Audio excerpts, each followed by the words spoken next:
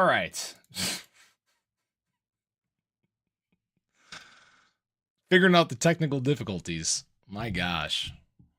What a day. That's just about how this day has gone so far. Hope everyone is having a great Sunday so far. What's up, Dylan? What's up, Alan? How's it going? Kind of wait for everybody to file in. How's everybody's Sundays going? Nice. And the chat is working great. What's up, Holler? What's up, Jamie? Just doing a little relaxing here. What's up, Scott? How's it going, man? What's up, Arjun? Hopefully I'm saying that right. I know you comment a lot, so I really hope I'm pronouncing it right. Let me know if I'm wrong. What's up, Lav? All right, what's up, Adam? How's your day going? Things looking bearish. We're going to talk about a lot of stuff going on right now. What's up, Marcel? Good evening from the Netherlands. Nice weather. Oh my gosh. It is beautiful out. You know what I'm going to be doing at some point this next week? I am going to be getting out on the golf course. In Wisconsin here, we are going to have a day over 70 degrees in March. This is going to be insane. I'm looking forward to this. This is going to be great. Maybe we'll get out of this this crypto winter, this bearish time, right? What's up, Nathan? What's up, Simon? What's up, Married with Crypto? Having a good day. All right, nice. What's up, Red Dawn? Dutch name, yeah. We have people all over the world, so if I mispronounce names, I apologize. All right. Oh, Adam. Not great. What? These are great times. What's up, Stuart? About to say, you knew I was going to say golf. Yeah, I've been talking about golf a lot in the Discord. I am ready to get out there and just start hitting around. This being cooped up inside and cold, and it's just been, just an absolute nightmare. But we're going to talk about a lot of things today. Obviously, we're dealing with a lot of red in the crypto market again today. It sucks. This is just kind of the way weekends have been going. And part of that is, of course, low volume. So any moves that we're going to see are going to be more impactful because there just frankly isn't the people there to balance out the market. So if we have a good weekend, it tends to be very good. If it's a bad weekend, it tends to be very bad. And that's, of course, what we're dealing with today. What's up? Oh, no, I'm going to say this wrong. I almost said lasagna. Lasagna Automat. How's it going, man? All right. So yeah, depressing red. Yeah, let's talk about the crypto market. Let's take a look overall. I'm going to do a couple things that we don't normally do here. I don't normally look at the crypto bubbles. I hope I'm looking at the right one here. I know a lot of people do this. Oh my gosh, I wish we wouldn't have. What a gross day. Just red basically everywhere you look. ADA down 10.6%. I'm not sure why that. Oh, that's one of my favorites. I was like, why does it have the yellow bar there? Jasmy down 18%. That's just a brutal day for Jasmy. I have some Jasmy. Tau down 11.5%. Fetch down 14.3%. Yeah, maybe we just shouldn't look at the bubbles. We're going to go back to coin market cap, but frankly, that's not much better. You know, we're seeing this sea of red today. It's basically just a continuation of what we've been seeing over the course of the weekend. And we have to remember that the big thing that is dragging the market around right now is BTC. Everything is so heavily correlated to BTC right now. It's not even funny. And the reason why is because we're in times of uncertainty. You know, when we look at this last stretch that we've been on here, basically since those December highs, those exciting times, we have dealt with negative event after negative event after negative event. First, it was the quantum computing chip. Then there was, escalations abroad. Then there was, I'm trying to even remember all the things. Tariff news. There was largest liquidation event in crypto history. There was the largest exploit, the exchange hack in crypto history. I mean, this has not been a good couple of 3 months. It's frankly sucked. And the prices have of course, paid the price. And, because of this, we've gotten into this time where basically the sentiment is just absolutely terrible. So much bearishness across the space. I mean, it's really setting in for a lot of people right now. I'm seeing it in the comments. We see it in the sentiment on Twitter. I mean, it's absolutely brutal right now. If you guys want to cheer up just a little bit, take a look at the the farm, bunch of babies, bunch of cows. That should get you guys, hopefully cheered up a little bit. But we actually just had another one again this morning. So she's in here with her baby. They're just bonding, and then they'll go in with these ones. I'd open up this lot because, it's been insane. It's starting to get actually a little muddy on the farm. So that's not fun. So here's the thing. When sentiment is crap, the market tends to not do well. So what we're waiting for is times to improve. And in fact, since 2023, this is actually one of the lowest points of sentiment we have dealt with. So why exactly are we seeing it? Again, it has to do with a lot of those bearish events that we've been seeing. But what really isn't helping overall is that institutional money has played a big part in this pain that we have in fact been feeling. As you guys can see, we have seen just dump day after dump day after dump day. And unfortunately, it's gotten very hard for the market to absorb what's actually taking place right now. And it's because we're seeing a lot of people very hesitant to get back into the market. Now, a couple silver linings for everyone. What we were actually seeing is USDT dominance is high. Yes, we're at about 5.4%. We're seeing a big surge day in terms of USDT dominance as the market bleeds. But what I will say is very promising here is when we look at the total two, all right, there is actually more capital in the market now. There's a higher overall market cap now than what there was back here in November, despite there being the same amount of USDT dominance. Now, what that relates to for those that aren't connecting the dots, and I know I've talked about this a bunch, I've posted about this on Twitter a bunch, is what that means is the capital is here to actually send us to new highs. There's enough capital on the sidelines to cause a BTC breakout, to cause massive movements in terms of altcoins, because again, altcoins, it takes less in terms of liquidity to move the bar to the upside. But the problem is, we just haven't had that spark. They haven't had that confidence that has really caused them to start to re-enter the space yet. And that's what we're stuck kind of waiting for. And it's a question of what it's going to be. First of all, just the overall market calming down in general can be a catalyst for that to happen. Potential rate decreases. I don't know if you guys, all right. Well, I'll talk about this later in my ADA video, but inflation is actually cratered, which is a good sign. Again, I have that coming later on in an ADA video, but what we've actually seen is inflation fall off a cliff, which is a good sign. This has basically happened from the start of the month of March, and this will likely be reflected in the next CPI report we get. Now, and maybe even possibly the next one. It might not be till April till we hear this. But why this is important is, again, we're trying to get back to this point where there is more excitement surrounding the market. We're trying to get back to this point where we're headed towards interest rate decreases, which are on the way. We're trying to get basically out of quantitative tightening and head back towards quantitative easing. And we're trying to see capital once again on the printer. All right. That's the biggest things we've been waiting for. Now, the good news is global liquidity has in fact been on the rise. So yes, the monetary supply around the world is in fact rising. That's basically step two. First step, starting to calm down inflation. Step two, global liquidity on the rise. So we are headed in the right direction. And it really all just comes down to a question of, how long does it take? What do we need to do to get to the last leg, right? Now, that being said, when we're looking around the space at assets, just kind of a couple ones here. We're obviously seeing ADA still kind of stuck within trend. We had a breakout kind of earlier today. We've fallen back below trend, but we're still in this, big bull flag that's been printing out. So I wouldn't say ADA is necessarily bearish. It's still, staying within trend. Something like Shiba Inu, for example, we did actually fall just below trend. I'm hoping this is just a wick like we've done this several times here before, but it sucks because, again, when sentiment is bad, then trends are going to be bad, right?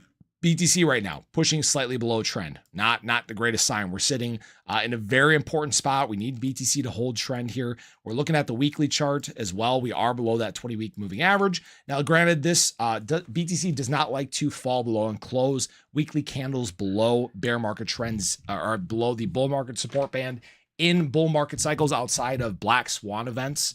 Now, that being said, we had a black swan event the prior week. This could technically be a continuation of that. Still kind of the sentiment just spilling over into the following week, like we saw kind of back here in the summer of 2024. And, that's actually a pretty good reference point, right? It's a question of, are we right here? Are we doing the same thing where we might just get into kind of this sideways motion, which basically lasted from July until, September when we started to take off in the market? I hope that's not the case. I don't want to wait until May to see the market start pumping. But granted, now that being said, we have some, again, very good things happening in the US here in general, right? And overall embrace of crypto, which I think a lot of people are sleeping on right now, it is in fact beginning, okay? And I don't say fully happening, it is beginning. These are kind of the first steps that we're seeing, right? The executive order signed for the Bitcoin reserve and digital asset stockpile, that is step number one. I've talked about this in a couple videos, but I like your comment, Curse, and I'll get to this in just a moment.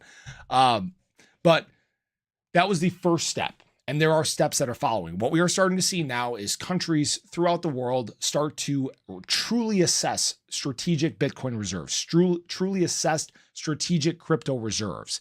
And now it is a race. So if you guys remember back in the, let me get the years wrong, was that the 50s, 60s? The space race, right? That's what we're at right now. Who is going to be the first? Who is going to be the biggest? Who is going to be the one to get it done the quickest? So now the US is basically just forced hands throughout the world to do the same thing. And this is really where Embrace can take off and start to do some absolutely incredible things. But understand, it's going to take time, but the impact from it is bigger, okay? So although it may suck right now, although we're going through some retracements right now, it will get better over time. It's brutal, it sucks. And the reason that this market cycle is the hardest to actually sit through and just wait and be patient and all these things is because it's the biggest, okay? This will be the cycle where we frankly see the largest amount of growth we have ever seen in the crypto market. We're talking about surging from basically $2.67 trillion, $2.67 trillion in global market cap of crypto right now to over $10 trillion by the end of this market cycle. That's a lot of capital.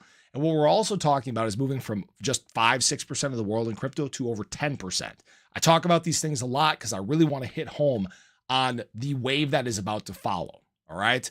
So what we're dealing with right now in the crypto market is, frankly, a lot of manipulation. I think a lot of people are realizing that, right? We're getting this incredible bullish news, but the market's not pumping. You know, if we, before the big players got into space, like if we got this news probably about a year and a half ago, the market would have been booming, baby. We would have seen blue chips doing 10Xs like it was nothing. But unfortunately, they're trying to slow things down. It's common knowledge now. It's very clear to see what they're doing. And the funny thing is a lot of them deny what's going on, but it's all on chain. So we're not stupid. We're watching what's happening. And so the thing is you have to remember, they're trying to manipulate you into dumping your positions. And this is the market cycle where, frankly, it's the biggest mistake you can do. Now, this isn't financial advice. People can do whatever they want, but that's one of the things that gets me most excited about what comes next, right? We're in this process of basically shaking out all the weak hands across the crypto market, and then the boom is what follows, and it's the biggest one yet. That's really what I'm really excited about. Now, that being said, I posted this on Twitter earlier today, and what we're doing right now in terms of the crypto market isn't anything different than what we've done in the past too, which is kind of crazy, right? So back in basically August, September of 2020, we were actually coming down and retesting some of these local highs right before the market went and got running. And right now what we're doing is the same exact thing. Now, again, some of this stuff has been delayed because of the Black Swan event. Some of this has been delayed a little bit because of institutional money, but we're doing very similar things on the total 2. We're doing very similar things on the total 3. So even structure wise, we're not out of sync here. Okay. And I think that's where a lot of people get confused because they're looking at the charts and they're like, oh, we're headed into a bear market cycle, right? Oh my gosh, we got a day where we're down 10% again. Yes, it sucks, but this is what bull markets are like, okay? The newer people we have here, the larger amounts of newer people that we have, the more volatility we're going to see. Now, this changes as the cycle goes on, as we get, into mass adoption, 60, 70, 80% of the world in crypto, it's going to be less volatility, but that's maybe a discussion that we'll have later on here. So what I'd say right now is, yes, it sucks that everything is down. I don't like, I hate that Jasmine dropped out of trend here. Guys, some of these booms are going to be so insanely huge. I'm so excited about what is going to come the rest of this market cycle. I'm so excited about this. Just to show you guys a couple things as well. We're getting into some more long liquidations today. Again, go figure, we look at the last 24 hours, you can see that right now longs are just absolutely getting cratered across the crypto market. This is a 10-to-1 imbalance. All right. And the shorts are very confident right now. That's part of the problem that we're dealing with. And I talked about this in my earlier ADA video. There's a strong imbalance here. And the bears are very confident because we haven't seen enough confidence from retail to help send us higher, to set new higher highs. That's what we're really struggling with right now. And that will change. That's just a process of time. We have to wait for the market to calm down. We are headed in the right direction. And yes, it's going to be painful, but we will in fact get there. So I want to take some time to go through some questions and just kind of scroll back through the chat, because I obviously went off and did a monologue. And but yeah, there's I know a lot of questions that people have. So all right, so let's see here. Lav said we can hit 50 cents for that double bottom. I don't think that ADA is going to go to 50 cents. Now, maybe I'm right. Maybe I'm wrong. Who knows what's happened. I love what Crypto Crow says. I'm 100% right. No, what is it? I can't remember what he says. Like, I'm 100% right some of the time. Anyways, so what we're seeing right now in terms of ADA, I would love to hold this 200-day moving average, but it looks like right now we might be going a little bit lower than here. I really don't want to go down to 50 cents. And frankly, structure doesn't dictate this. When we look back at February 3rd, that was kind of an outlier because we had the largest liquidation event in crypto history. And frankly, even as we look at ADA in general right now, we're not even, where is ADA? There it is. Even as we look at ADA in general right now, we're not even close to the same level of open interest. It's not even close. All right. Let's see here. Yeah. So you can see right here, we had 1.5 billion in open interest. Right now it is $890 million. Not even close. We're not even on the same spectrum there. And here's the thing is now stuff is pretty spread out and we have a very heavy short presence. Where at that time, the market was so bullish and we had such a strong long to short imbalance, meaning that longs, it was like I don't know if you guys remember, but it was like a 5 or 10% imbalance to the long side. And what we didn't do is we didn't trigger adoption. And it's because it wasn't the right time quite yet. Okay. So that's kind of what we dealt with there. All right, let's keep on going here. Oh yeah, make sure you guys hit thumbs up. Make sure you guys like the stream, the video. Make sure you guys like the stream. What's up, Flying Kiwi? Good morning from New Zealand. Good morning. Good morning. Assume we can buy again Cardano at 25 cents. I don't think we ever see 25 cents ADA again. Oh yeah, and that's where I was getting back to. ADA's been kind of a unique scenario because when we look at even something like XRP, complete round trip on the announcements surrounding the digital asset stockpile, the only asset in crypto that is not round tripped yet. I say yet because I don't know what's going to happen. The only asset that is not round tripped off of this digital asset stockpile announcement is ADA. Really think about that. That is a big testament to conviction, big testament to the developments, right? Fire sale. Yeah, I mean, this is, so many things are incredibly oversold right now. Jasmine just entered oversold. Render, very close to oversold. Shib, just about to hit oversold. Let's talk about Tau, about to hit oversold. I mean, this is if you wanted deep discounts, guys, this is your opportunity to do so. XRP is still kind of floating around the middle. That's not surprising. ETH, wow, I'm surprised ETH is not oversold. It's got to be on the weekly. Wow, I can't believe that. That's actually really surprising because ETH has just been absolutely hemorrhaging. We're seeing a lot of value in these ranges, is what I will say. How long before a pump on BTC? You know what? That's a great question. And I do want to talk about this because this is something that I've talked about in my Patreon. And again, if you guys want to join the Patreon, join my Discord, the link is in the description below. A lot of people have been joining. We've been having some really complex discussions about what's going on here. And the question you have to ask yourself is institutional money, are big players in the space going to allow themselves to take that much of a bath? You know, I keep hearing people, talk about 73K in terms of BTC. When we look at BTC futures, CME gap, a lot of people are talking about actually coming down and closing this gap all the way, which is BTC futures down at about 77.5 or so, which we didn't quite get to. Are they going to let themselves be down that much money? Are they going to let themselves take that much of a bath? And I'd have to say the answer is probably no. All right. Now, this is just me speculating. But the thing that people need to remember is big money's going to win in the end. 100%. They right now are actively fudding people out of their positions and picking up positions on the back end. And the way they're doing things is they are hedging their bets, right? So what they'll be doing is, like, right now, they'll be selling some of their assets. BlackRock, for example, they've been on a big sell spree, and then they'll be hedging on the opposite side. They'll open up some longs, they'll do that. And the thing is it's manipulative, but it's not manipulative. All right. And then they'll do the same thing on the opposite side. When they're doing heavy buys, they'll open up some short positions to counter that. Right. And it sucks, but unfortunately that's part of the nature of the beast when you get to institutional money. It's kind of a double-edged sword, unfortunately. And we're kind of stuck with it now. Now, that being said, when we look back in the past here, we have seen times where we have been going on these trends and it seems like there's no end in sight.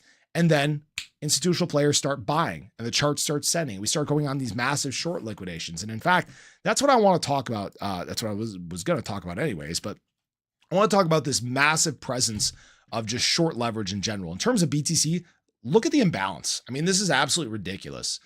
Eventually the market makers are going to send it. It's a question of when, right? Could be a day, could be a week, could be a month. We have some events coming up that could trigger this. We have a CPI report coming.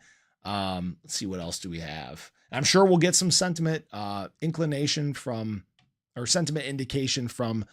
Jerome Powell about what their plan is for rates heading forward.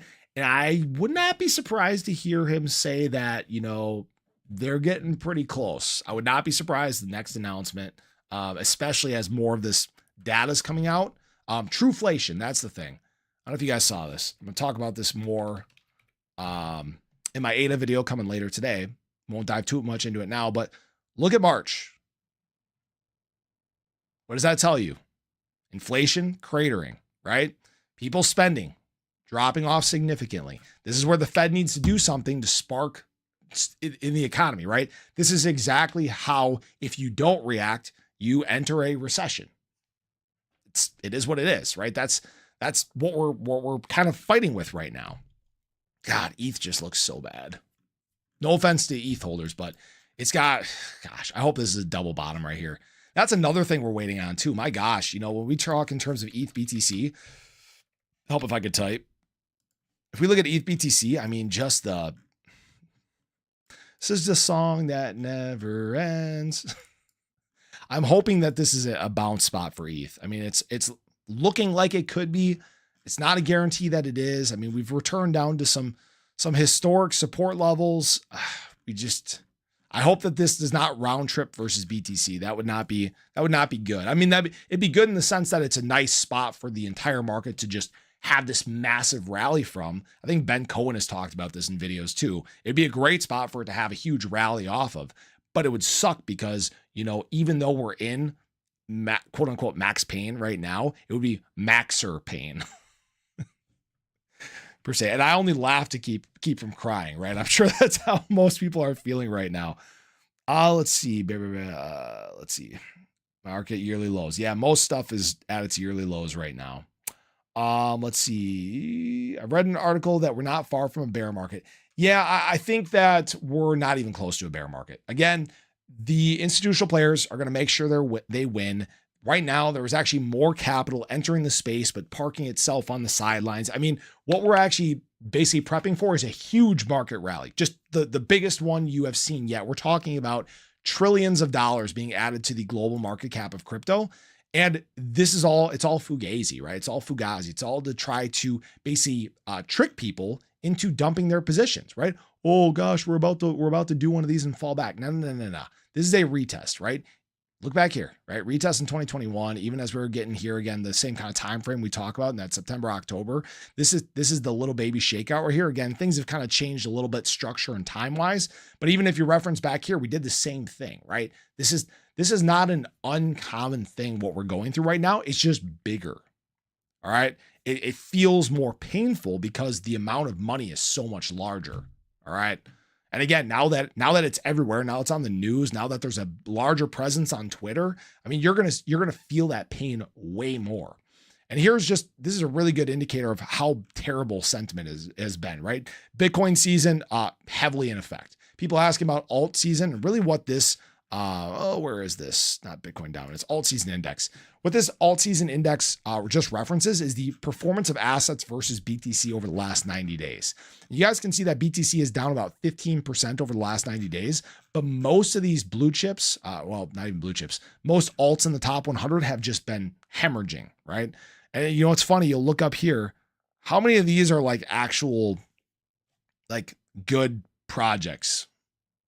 That's not to throw shade at any of these projects, right? Some of these are new up and comers. Some of these, you know, Monero, that's kind of surprising, up 11% over the last 90 days. But again, we need to look at the days prior. Hyperliquid, that one's doing quite well. That came out of nowhere. But you guys get the point. It's just that the sentiment is just so bad right now.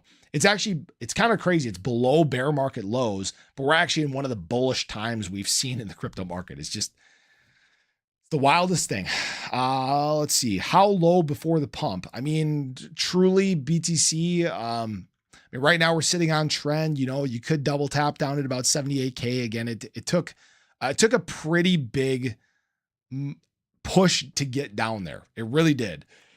And I mean, we could see probably, you know, 80K. If we look at, let's take a look at the weekly. That's still up at 76. I mean, I don't know if I put a fib retracement on here at all or not. Let me just see. Let's see where we're at. Bear with me, guys. That is not right. Okay, we're kind of sitting in between our 5.0, 618. I mean, you could see a push down pretty close to 80K again, but if things continue to go the way they are, and the question is, you know, how many surprises are we going to have? Remember how many of these things were surprises that pushed the market down? You know, the tariffs we knew about, but then it was just like tariff. Just keep punching retail while it's down. Liquidation event, exchange hack, right? I mean, I will say, you know, there will be some FTX distributions that come in April. That's definitely something to pay attention to. All right, so let's see. We're not being played. All that's happening is BTC is dropping down to the M2 level like the stock market did. In a few weeks, it trends up. Nothing to worry about. Yep, I agree 100%. Gosh, I don't know if I have the chart. I had it. I showed it in a video the other day. Global liquidity versus BTC. Hopefully I have it here. I think this is the one I was looking at. Yeah, I wish it would fill in here. But yeah, again, global liquidity on the rise. We're waiting for it to catch up. I mean, it's not a surprising thing. Not a surprising thing. I'm not worried at all. Never would have thought I could buy again at this price. So all good. Yeah. Yep. Same here. I wish I had a little bit more dry powder on the sidelines, but you know, I'll tell you what, I bought so many assets at these deep discounted prices. I'm very happy with where I'm at heading into this next leg in the crypto market, whenever it may be, if it starts tomorrow, if it starts next week, next month, whenever it is. Because again, it should be big. Jerome Powell saying good morning. Yeah, no kidding. Let's see. Blame daylight savings time 100%. Everybody thinks they're just trading in the future. They're trying to get ahead of price, right? This is the next drop until the next higher plateau. Yeah, I mean, we're kind of at a really bouncy spot in the market. I would not be surprised by a bounce off of here as we get into the week, whether that's tomorrow, the next day, whenever it may be. And it's a question of how high does BTC rise? Does it get up, you know, back above its 200-day, kind of around the 86, 87K level? That wouldn't be surprising. You know, maybe ADA running up to, again, around like 76 to 78 cents or so. I mean, I'd love to see us do that, but, you know, again, retail just has to calm down. Scary times. No, not really. There has to be massive amounts of manipulation. They are engineering every step of the way. 100%. It's all coordinated. ADA chart is pretty much correlated to the last cycle. Yes, it is. I can't remember. I'm trying to remember what each one of these was. I can't even find maybe that was it. Yeah, that was it. I guess that was it. So yeah, not far off. Again, here's kind of this extended dip that we saw right here. It's just a little bit deeper this time. But yeah, I mean, we're on, that's the thing, is we're on path. I mean, anybody that's freaking out right now, don't know what to tell you. There we go. All right, let's keep moving on because I am falling behind on the chat. Let's see. Scary times. Crypto's gotten too much attention from the massively rich. Yeah, so like I said, it's kind of a double-edged sword because now you deal with this manipulation. What we're seeing a lot of right now is the big players want to get their piece of the pie, and they're doing whatever they can to try to get things cheaper. And the thing is that retail needs to remember, hey, if you don't sell, price doesn't go down. Just a thought, you know. Yeah, curse lifted. This crazy. I can't do anything but laugh at this point. Yep, that's about all you can do right now is just laugh. Just, you know, take it on the chest. It is what it is. You know what's crazy is we have been through way worse times than this. I don't know if anybody was around during the COVID crash in was that COVID crash? Yeah, COVID crash in 20 no, not even COVID crash. China crash back in 2021. I don't know if anybody remembers how awful that time was. It sucked, right? We saw basically everything. We saw BTC halve. We saw it drop from basically 62K down to 30K. We saw alts around the space just absolutely hemorrhage. That was like, I mean, I was pretty one coin centric at that time, and I saw it bleed by like 70, 80%. And I'm like, oh my gosh. Now, what's funny is even at that time, I took the opportunity to buy more at that time, and it paid off because as we got into the latter part of the market cycle, things began to take off once again. All right. I would not bother with SHIB. It has run its last cycle. Dead project for me. I disagree completely. SHIB fundamentals, like I've talked about tons and tons of times, fundamentals have been very good. Whale accumulation taking place. Holders on the rise. You know, here's the problem. All right. It has nothing to do with SHIB. It is meme coins in general. I've talked about this in other videos, but when we look at, for example, the meme coin market as a whole, SHIB is actually holding up pretty darn well compared to all the other memes, right? Just look at the day, down 9.6, 9.3%. Melania is down obviously 1.2%. But, you know, the problem is that sentiment is so bad. And meme coins tend to do very bad when sentiment is not good. And we also have been stuck in this time where we haven't had a meme season since early 2024. That's a long time. All right. We're talking about actually over a year now since we had a meme season. So the market is desperately hoping for that adoption spike again, because adoption is what brings meme season around.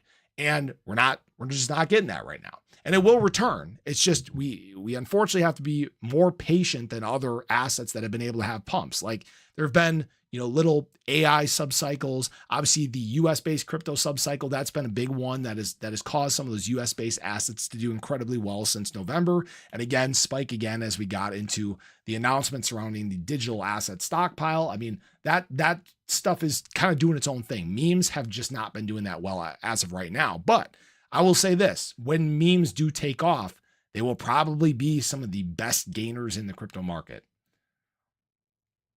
Oh yeah, and a removal of supply from exchanges in terms of SHIB. That's something I talk about a ton. Guys, look at this. This is just so ridiculous. Oh, actually, yeah, I was going to talk about this anyways. All right. So let's talk about SHIB in terms of this first. Supply and exchanges, cratering. All right. Let's take a look at I know I tweeted it out. BTC supply on exchanges, just absolutely, where is it? Crap. I lost it. There it is. BTC supply and exchanges, absolutely cratering. ADA supply and exchanges, absolutely cratering. So here's the thing. Right now, what you're seeing is people are actually buying the dip. People are accumulating in a big way. It's one of the reasons why, again, there's more capital in the market than there was back in November. And here's the thing. The biggest thing that will trigger this supply shock across the crypto market is adoption. Okay. Or not adoption. I'm sorry. Is demand. So we're waiting for that point where basically the demand catches up to the price. So we've gone through a couple of these periods where price has gotten so far separated from demand that it had to come back down and touch that demand. And that's what we're trying to find out right now. Where exactly is that? But at the same time, what we're seeing is accumulation take place along the way, and the supply is getting removed at the upside, meaning that there is actually less available liquidity above here. So, for example, take a look at something like SHIB or ADA or even plenty of these other assets in the space. When it does start moving, even with a similar demand to what it had back here, it will move higher and faster because there's less to go around. Hopefully that makes sense to people. That's one of the greatest things that we have in the crypto market is this level of transparency that you don't see in like the stock market or Forex or whatever. But there is less and less and less supply to go around. And it's going to make an impact at some point. That is why I don't play games at this time. I just make sure I have my positions all set and ready to go. I try to accumulate dips as I can and just kind of be ready for when the market takes off. We're just going to have to wait 5 to 6 months. I don't think it's that long. I think it's a lot closer than people realize. We may start seeing rate cuts in May at this point is what things are moving. Actually, let's talk about that. FOMC meeting rate hike probability. Okay. Because June was kind of the big consensus month where it really flipped towards a high likelihood of getting an interest rate decrease. Right now, you can see it's sitting at about 57.8% chance that we were actually going to drop by 1/4 of a point. And it's actually a 23% chance that we drop by a 1/2 a point, so 50 basis points. It's only a 17.9% chance that we're going to stay where we're at currently. And why this is shifting now is the data is starting to change. People are starting to realize this, right? If we take a look at May now, so currently May is still at 67%. I'm not sure why this tipped back, but even a quarter point decrease actually surged up to about 50% just a couple days ago. So it's kind of come back down now, but the wheels are kind of turning here. We are very quickly accelerating towards interest rate decreases. We are very quickly accelerating towards the pause on quantitative tightening. So these things are going to hit the market in a big way, and it's going to be a very positive catalyst, frankly. All right. Let's see. Oh, I think this chat scrolled. Hold on. I catch back up. Let's see. Where was that? Shoot. I lost my spot. Hold on, guys. Try to catch up here. Weather 5 to 6 months. There we go. Okay. David sucks, only wants Bitcoin. Yeah, there's a lot of confusion from the top right now, and I don't think they're being completely transparent with what their plan is. And you guys might have heard me outline this plan just the other day. Basically, it's start with Bitcoin, basically trigger trigger the hand around the world that causes other countries around the world to start to try to do the same thing, build these Bitcoin reserves. You figure out a way to accumulate BTC, and then you start working your way into some of the smaller assets, right? Just as they did with silver, palladium, platinum. So it's basically Bitcoin is like your gold, and then you have your other precious metals, which is going to be some of your other top assets in the space. Let's see. If I had more money, I'd keep pounding my positions. Yeah, I don't blame you. If I had more dry powder, I would just keep buying as well. I'm just going to put up these crypto bubbles again. Gross. Things look way out of sync. Yeah, there's a lot of manipulation in the market right now. Let's see. 6.5 billion SHIB. It's a good bag to have. Going down is also a trend. Yes, it is. I should do a Jasmine video. Yeah, maybe I'll do some Jasmine videos as time goes on. Jasmine is actually a pretty new addition for me. There's a lot of assets that I actually added over the last probably month or so here. Problem is that I don't do this full time. I have a 9-to-5 job outside of here. I have multiple businesses, so it's very difficult for me to find the time even to squeeze in what I do. Just for some context, my schedule during the day, I wake up at 4:30 in the morning. I'm in the office by 5. I have to have all my stuff finished by 7 so I can go out and do chores on the farm. And then I have to get ready for my 9-to-5 job. So, and then try to film as the day goes on, maybe film stuff later in the day. It's kind of, yeah, it's wild trying to fit it all in. I will say that. But yeah, I would love to do stuff as time goes on and more assets. What do I think of ADA? I love ADA. I love what Cardano's doing. Major developments, major steps forward. I think it's one of the best prepared for the future adoption of blockchain tech. Yeah. Price is always the lagging metric. That's always the thing that people need to remember here. Let's see. What is going on? Yeah, we talked about a lot of stuff going on. what it all happen? Will it all happen this year? I mean, I think that, you know, stuff is going to begin this year. So we're going to start seeing mass adoption this year. You can only pause adoption for so long. When you think about, you know, the adoption of the internet, the adoption of cell phones, there is pushback. All right. There will always be pushback. People will kick and scream and cry until they have to adopt, which is the way that things are going. You know, all these enterprises getting into crypto and starting to build out their tech through blockchain, it's eventually going to get to a point where, guess what? You have to use the crypto market in some sense of the form, whether that's, you know, private assets through these enterprises themselves. Same thing with the government. They're going to try to do similar things. I mean, it's kind of forced adoption, and it comes over time, just as it did with the internet, just as it did with cell phones. But it takes time nonetheless. Institutional adoption is already beginning. Enterprises and governments are already flowing in. I mean, all this stuff we're seeing the early signs of it this year. And now what we just need to see is a continuation. We just need to see it push into the masses. And then they'll start adopting and start, you know, chasing bags, which is always fun because that's what takes us to new all-time highs, guys. What is round trip? Round trip is when you see a price go on a run, and then you basically hold and you watch it come all the way back down. So for example, on Ethereum, big announcement surrounding being a digital reserve asset, went on a pump, and if you held, and it just came all the way back down, right?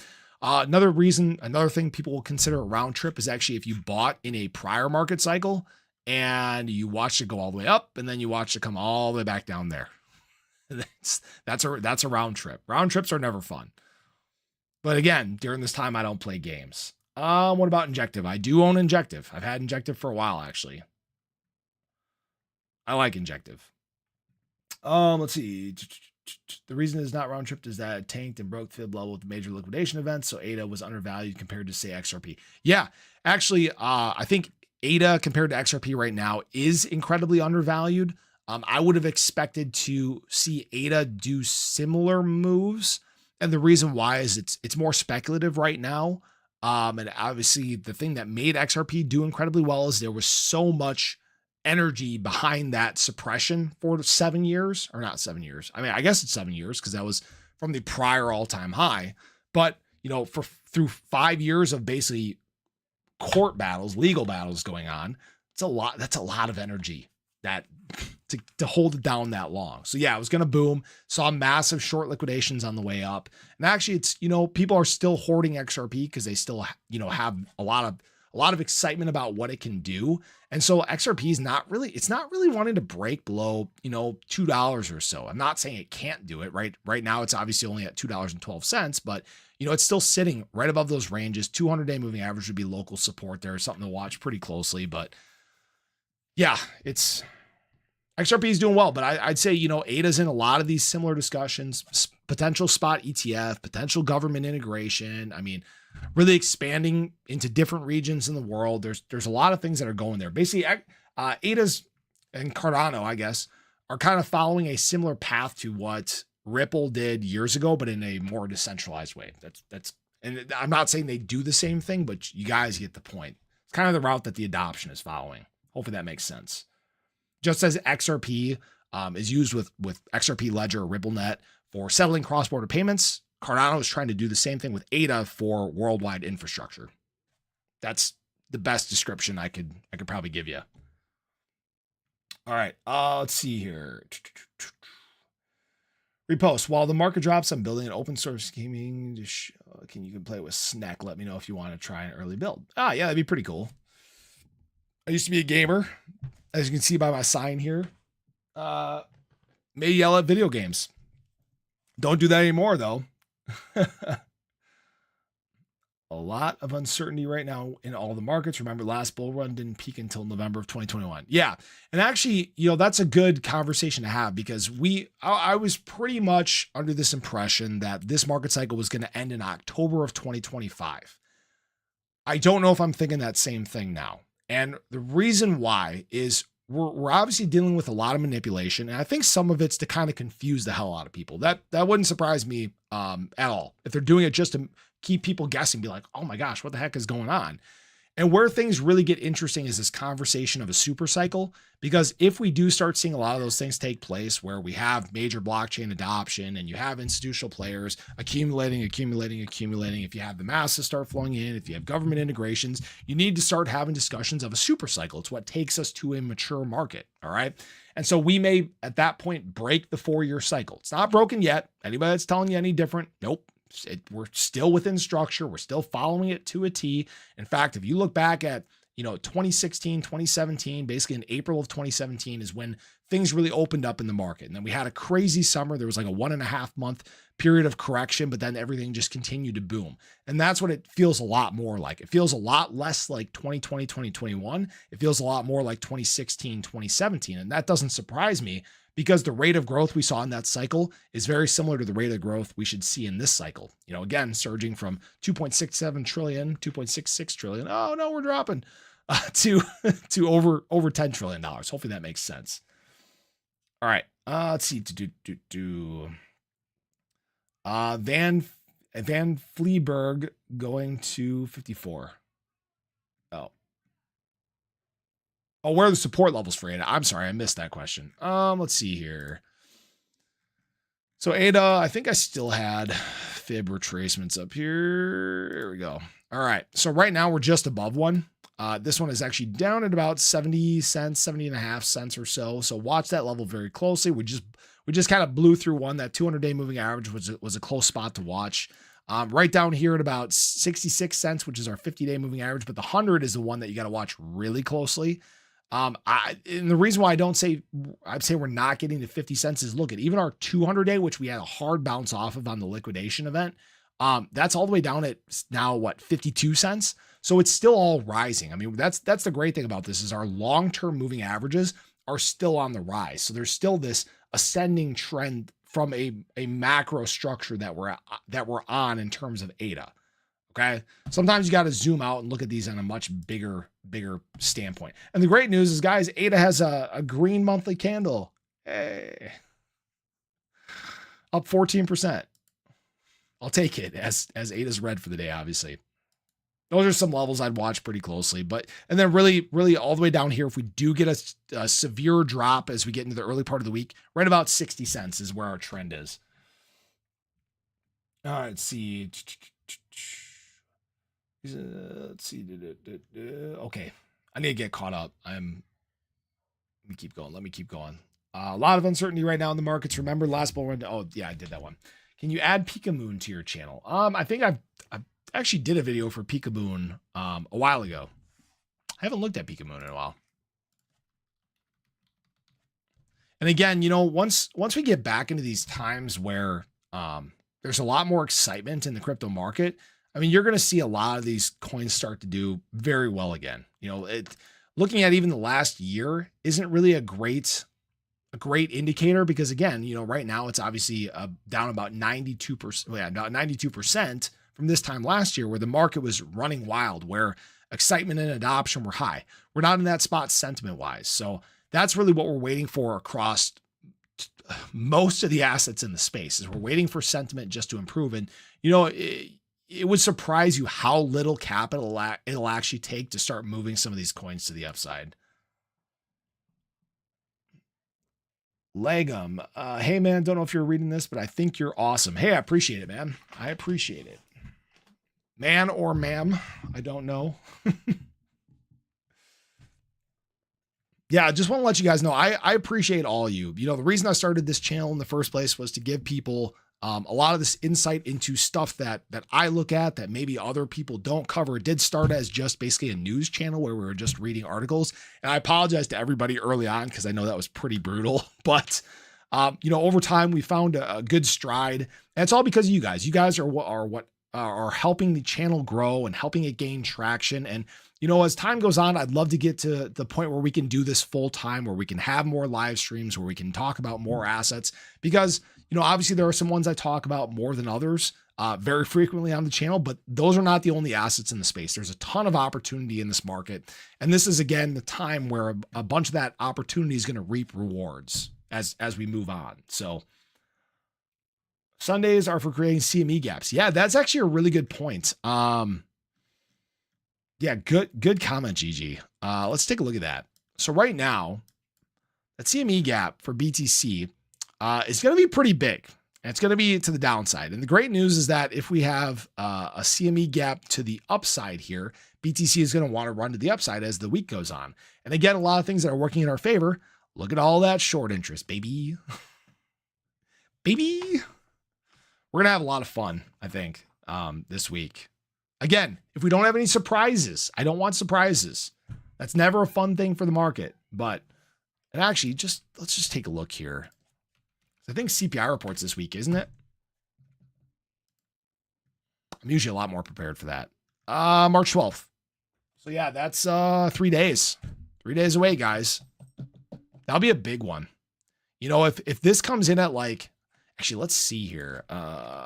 They probably haven't released it yet. CPI report, expectations. Let's see here. U.S. inflation set to stay sticky. I don't think that's going to be the case at all. I think this is going to be a beat report, and I have a feeling that we're going to pump. That's my guess right now. Not a guarantee, not financial advice. But if that trueflation data that we were looking at right here, if this does seep into this report, which it probably won't, because again, this is basically March on, and this is February's report. But if this does to some extent seep in, it's going to be a market mover. That's what I'm going to say. All right, let's see. The inflation chart looks similar to the ETH chart. Yes, you know what? The inflation chart right now looks very similar to a lot of charts in the crypto market. Oh yeah, just a couple other things before we get any further, before I get further into questions. Things I want to point out. DXY cratering. Awesome for the crypto market. Huge inverse correlation. As the US dollar index is on the drop, as US dollar is losing strength, you tend to see people move towards more speculative assets. Good for the stock market, good for the crypto market. 10-year bond yields, similar thing, little dead cat bounce right where we thought it would, right at about this spot right here. And in fact, I love if this comes up and creates this right shoulder here on this head and shoulders. Ooh, baby, that's going to be really fun for crypto. That's the thing that, you know, people are complaining. This is everything's setting up so perfect. It's such a perfect setup. It's longer, but it's going to be bigger. That's what's really cool. I love it. Let's see here. Why does the market turn red on Thursdays? That is a great question. Has it been red on Thursdays? Let's take a look here. I go back through all my charts. Let's see here. Thursday red. Oh, green Thursday on February 27th. Green Thursday there. I don't know. You know, that's a red. It's kind of hit or miss. Yes. Gosh, just Sundays have just been, actually Mondays. Mondays have been awful. Hopefully we have an inverse here, right? Hopefully this is where instead of a green Sunday and a red Monday, hopefully we completely round trip this the opposite way, and BTC, the overall market, start to go on a bit of a run here. Again, CPI report's going to be the big thing this week. Holding is hard. If it was easy, no one would lose money. Yeah, you know, that's the thing. Like, this time washes out a lot of people in the crypto market. This is why most people don't make it. And the biggest thing you need buying events. You need stuff to stimulate activity. You know, for example, earlier today, excuse me, earlier today when we were looking at this, overall volume was $50 billion. That's really low. It's really low in terms of volume. Now it's up to 70 billion. You've created a buying event. I'm not saying that, you know, this is enough to really cause us to get a nice spike. Actually, let's look at the last 30 days, but just look at how low. Oh, you can't even see it. Just look at how low this volume is. This is the lowest level of volume on a weekend we have seen since all the way back here on February 16th. Okay. And then we kind of had a little bit of a dip into the start of the week, and then we had a nice little rebound.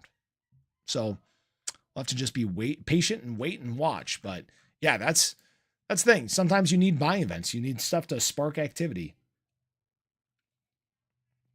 What's up, X Rob? Keep staking. My mood hearing the traveling Wilburys and the line. Oh, I know everything will be all right in the long term. Yes, everything will be all right in the long term. Patience is the biggest thing we can have. What price point would you start taking some ADA profits? For me, it's more about time. I talked about this a little bit in the ADA My Plan video the other day. It had been like March through May. is when I plan on taking some. It's going to be scraping small amounts of profit. It's going to really depend on price at that point. But, I understand that the deeper we get into this cycle, the higher the likelihood of mass adoption and a super cycle. So I'm very cautious about how I'm approaching that. If you guys want live updates on what I'm doing with my bag, again, check out the Patreon, check out my Discord. Patreon is in the link in the description below. That will get you access to the Discord. So feel free to check that out. And then I do have something big that I'm working on right now too. It involves AI.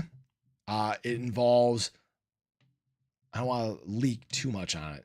There's an AI tool that I'm developing, that I'm in development with a couple other guys on. And it's going to be pretty cool because it's going to do some AI assessments on the market. It's going to do some AI assessments on assets. So stay tuned for when I talk about that coming. It's going to be pretty cool. All right. I thought we'd get a little pump with the Texas announcing its Bitcoin reserve. Too small scale. Here's the thing. That was, and I'm not saying it's not big because it is big, but when we start to see us crossing maybe 50% of states approving a similar thing, that's going to be a really big deal. BTC went from 15K to 106K. Where does it say an alt season is mandatory? Here's the thing. Alt season isn't mandatory. It's a mindset. Okay. Why I'm saying that is Bitcoin leads the way and adoption brings alt season. Adoption brings people moving towards more speculative assets. BTC is still a speculative asset, but obviously because it's been around long enough and because it's got massive amounts of liquidity, it's going to move a lot slower than the rest of the market. So people are looking for bigger gains. Yes, they might get some BTC, but they focus on basically the assets below BTC, right? These ones, the blue chips, some of these smaller caps. I mean, that's what they focus on a lot. It's a mindset. So the times those assets do the best are alt season. What causes alt season is adoption, right? And right now we're not seeing that because sentiment across the crypto market is frankly shit. People aren't going to be getting into the crypto market while prices are down. The highest levels of adoption take place when the charts are pumping, when we're hitting highs. Now, again, circling back to what I talked about before, the good news is that even though we're the same place we were in terms of the total market cap of crypto, compared to, even though we're at the same spot we were in terms of the USDT dominance in crypto as that early part of November, the overall market cap is higher. So what we're seeing is that there is more money in the market right now. There is more capital, which means that this overall market cap of crypto, even if we drop to the same level of USDT dominance, you're talking about new all-time highs. You're talking about breaking this top trend. This right here is what gets adoption going. This is what creates the excitement. So this is the chart you need to watch the most. Yes, there will be ebbs and flows in assets throughout the space. Yes, BTC will do its thing. But when you start seeing USDT dominance on the rise and you start seeing it push very heavily and break into this trend, this is where it might be go time right here. This is the box you got to watch. And then even if it chops around here a little bit, as soon as it pops out of there, that might be when the market takes those steps forward. That's when you start to see that up only season, like we talk about a lot. Let's see.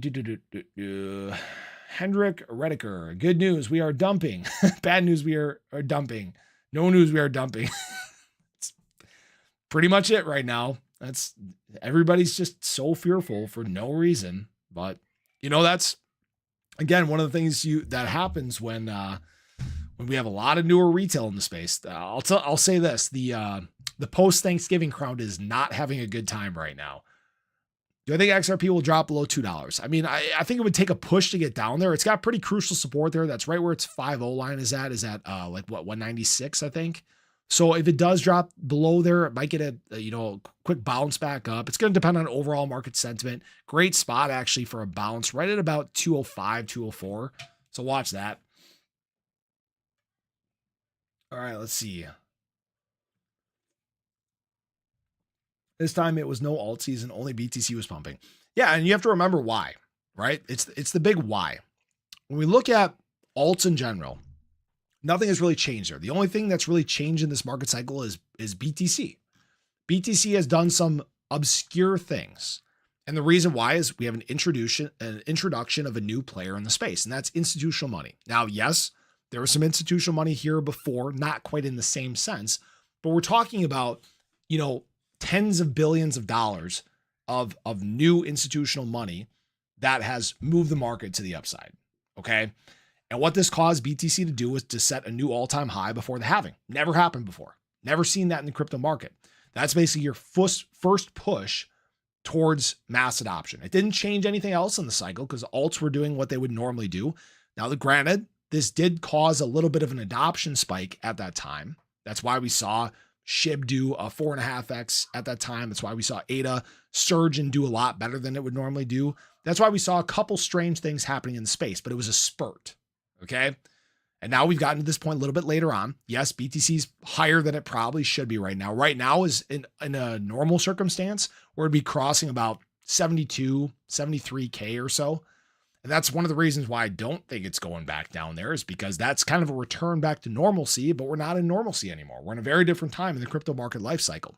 But when we look at, all these other assets outside of BTC, so total 2, ETH and down, right? This is normal stuff, right? Nothing's really changed here. We did the same thing back here as we were entering 2021. Breach, breakdown, retest, right? Breach, breakdown, retest. It's not, that's why I think it's so funny when people are like, oh, it's over. No alt season. It's done. Bro, what? We're doing the same things. We're just literally just getting started. It's wild. Let's see. That's why I think that our argument is so flawed. It's so flawed. Worst cycle, everything besides BTC. Yeah, I mean, early part of the market cycle has been BTC, BTC, BTC. It definitely has. What's up, KC Defense? How's it going, man? Yeah, you caught the stream for once.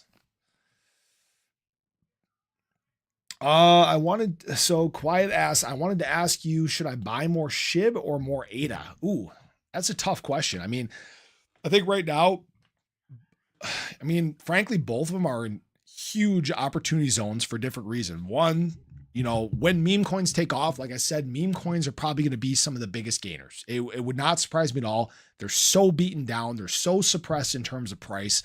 Shiba Inu alone is, right now it's 40116. That's so cheap compared to the prior all-time high, right? We're talking about an 8x away from the all-time high. ADA currently at 72 cents. Right now, it's less than a 5x from an all-time high. So even just returning back to an all-time high, obviously gains would be bigger on Shiba Inu. But it's a question of how much adoption does ADA get? How much integration does ADA get? If you start seeing, spot ETF approvals, if you start seeing government integrations, if you start seeing the chain take off, you could be talking quite literally similar gains by the end of the market cycle. You could be seeing, it's tough to say because it's all just speculative at this point. There's a lot of moving parts when it comes to this. But me personally, I try to take a very balanced approach. Most of my blue chips, I've very well loaded out. I've tried to pick up a bunch of these lower caps. Now, as some of these other assets have started to move down again in terms of price, this is where I start eyeing some of those deep discounts to add further to my bag. But I think there's so much opportunity in the space that's the hard question is, what do I buy? What do I add at these times? Let's see. Stop this chilling. It's over. Okay. I'm gonna laugh so hard when we come back in just a couple months and all these people that were saying, oh, it's over, are just like nowhere to be found. Or they're like, oh my gosh, the price is so high. What do I think of Pepe? So I've never been a fan of Pepe.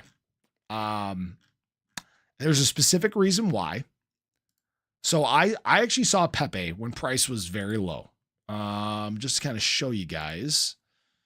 So I think it was back here.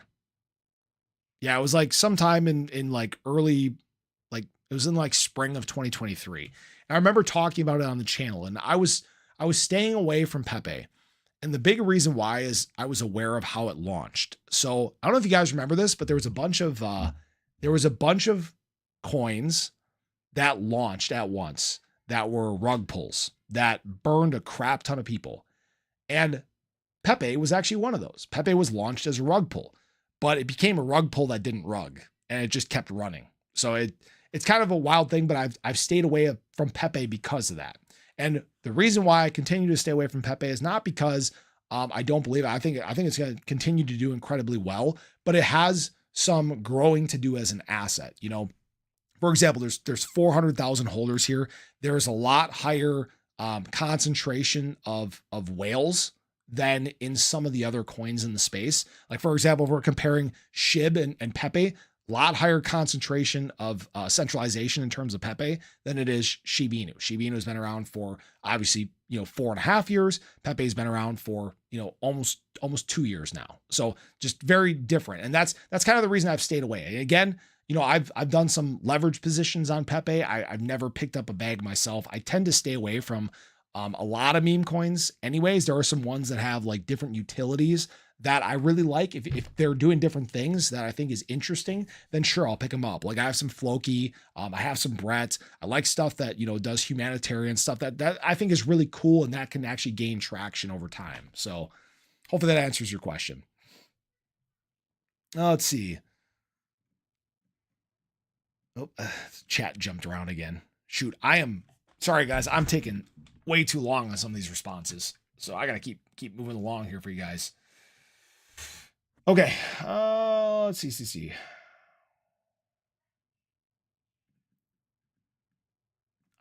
Where was that? I saw it. Okay, here we go. Joseph Lassable.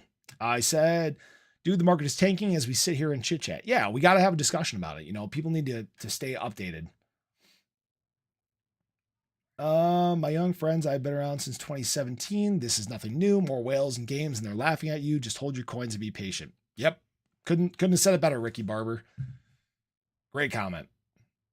When Casey Defense says, when everyone is in the neg, rate buy signal. Agreed. Discounts are for buying. I don't buy into green candles. I look for these opportunities. Let's see.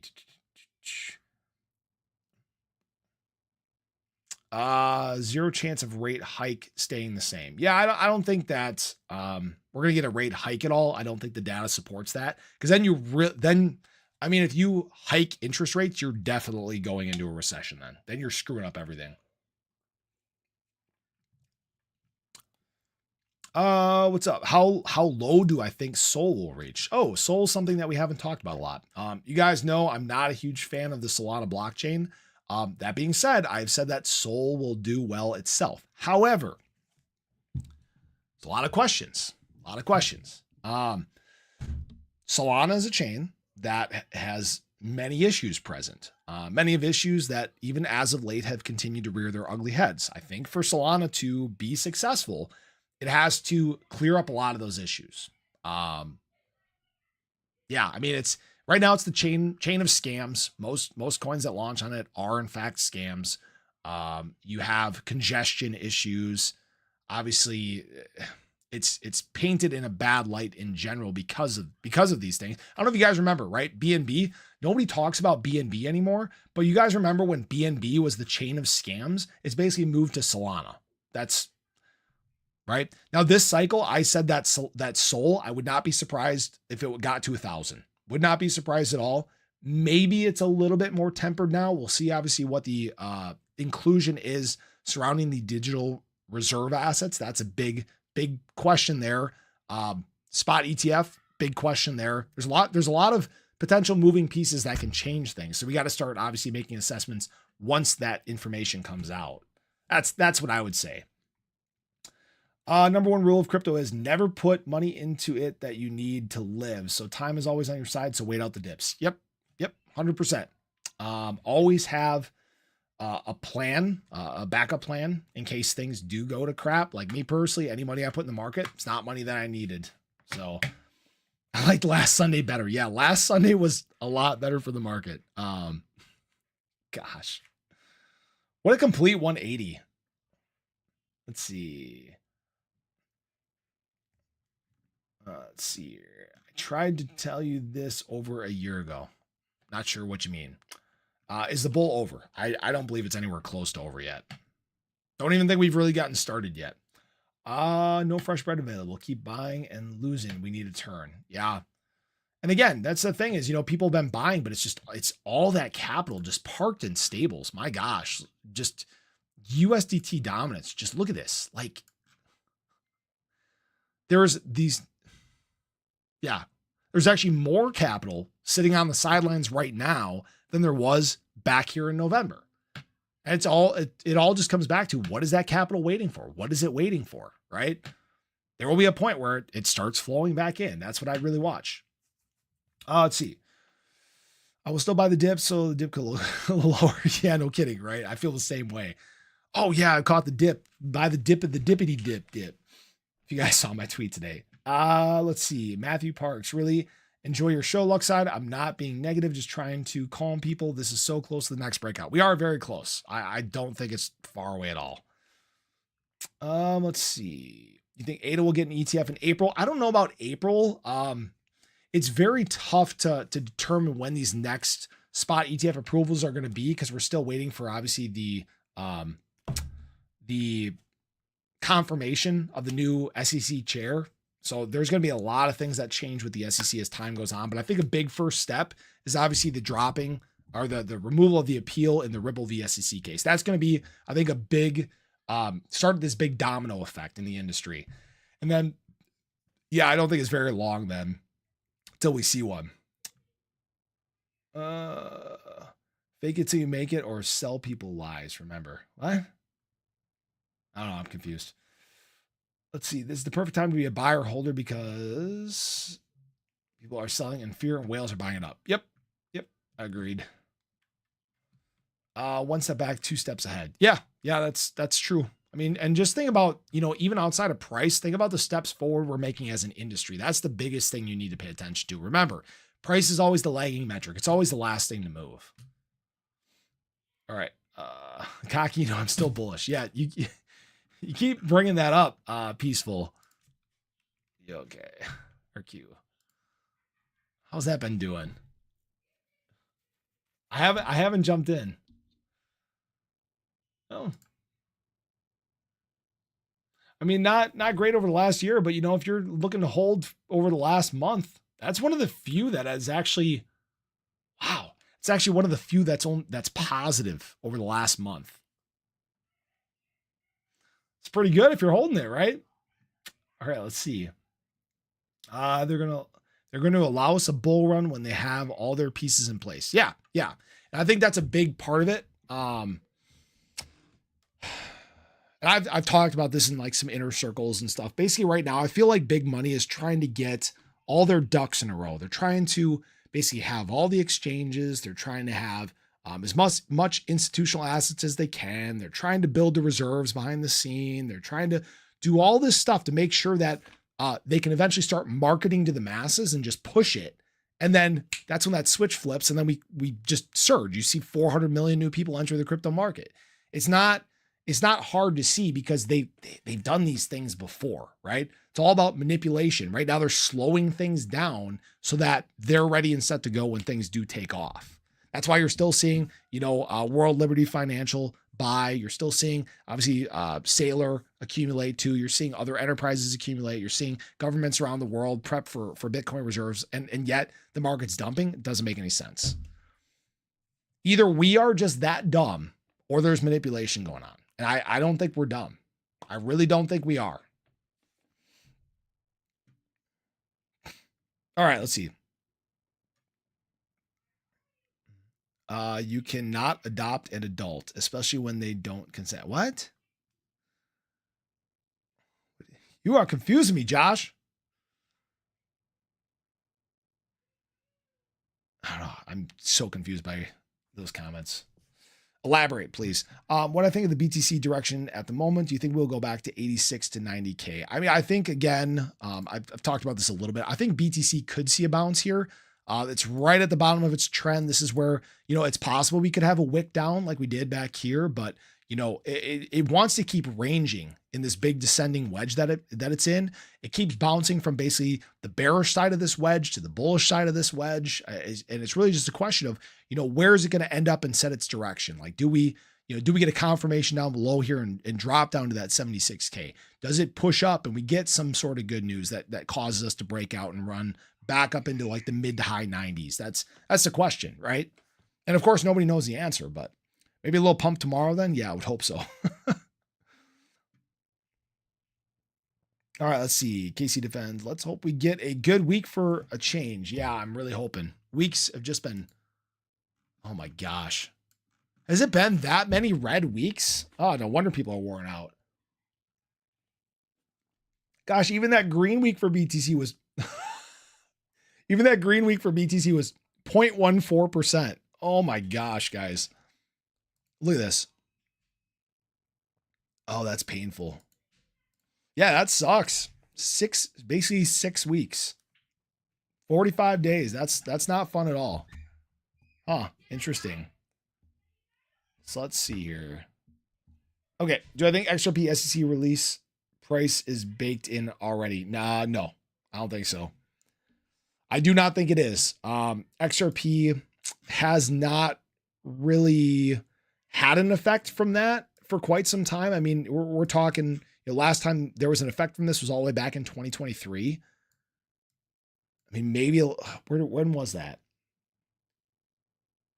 Trying to think of when that last event. I think that was really the last time we saw an effect on anything SEC XRP related that had an impact in price. I'm sure some of this is really holding up a lot of that confidence in terms of XRP, but I think that things might just go absolutely ballistic. Because even when we're looking at, let's go back through here. Where is that? Even if we look at XRP here, I'm curious where leverage is at in terms of XRP. Yeah, right now, look at this. Shorts. 8% imbalance to the short side. So they're trying to push down XRP along with everything else. And I wonder, can't remember if XRP is on here or not. Yes, it is. Okay, let's take a look here at that liquidation heat map. Come on. Yeah, so I mean, there is some concentration of short leverage on XRP. Excuse me. Yeah, I mean, there's still a lot of short leverage up here that could be liquidated. I mean, you could see on that news XRP go on a pretty big run up to about $3 again. Maybe even beyond that. I think I've talked about that in some other videos, but there's still a lot of energy in here. We look at the overall crypto market in general. You guys can see that in terms of XRP, it's still trading around $5 billion in daily trading volume. I mean, that's not low by any means. So it still is acting like kind of jumpy, right? It wants to jump. That's what most of the market wants to do. So Arjun, gotta go. Have a good night. Hey, have a good night, Arjun. All right, let's see here. What else do we got? I feel like the season's over, but maybe a new thing is coming. Yeah, I mean, mass adoption, super cycle, that stuff, it is coming. It's a question of when. When does it kick off? When does it start, right? I've been forsaken. We must win the trade war. Yeah, I'm hoping for no trade war. I'm hoping that, there's a bunch of trade deals that come out of it that could really, really boom the market, frankly. That's where you could see some of that USDT on the sidelines start to flow into the space because every market's going under earth. Yeah, stock market has just been terrible. Let's see. I almost opened up some shorts yesterday too. It's funny. I always consider that because it seems like every time I open up a short, it goes the opposite way. So I'm almost tempted to do that just to kind of, inverse the market, right? make it go back up. All right, let's see here. Short-term fear, 100%. Absolutely short-term fear. We're seeing some of the biggest, most bullish news we have seen in the crypto market ever, and people are freaking out. Sorry, my wife called me. You're the best, bro. I appreciate it, man. Appreciate it. Trying to make sure my son's still asleep too. So many moving parts. My gosh. All right. You guys have no idea how crazy my days get. It gets wild. Let's see. Just join in. How long will the pain continue? Thanks for the question, Corn Dog. Here's the thing. Okay. The market setup is actually really good. We're primed for a bounce. The capital's there. We're at the right spot in terms of USDT dominance. I mean, everything is actually set up for a pump in the crypto market.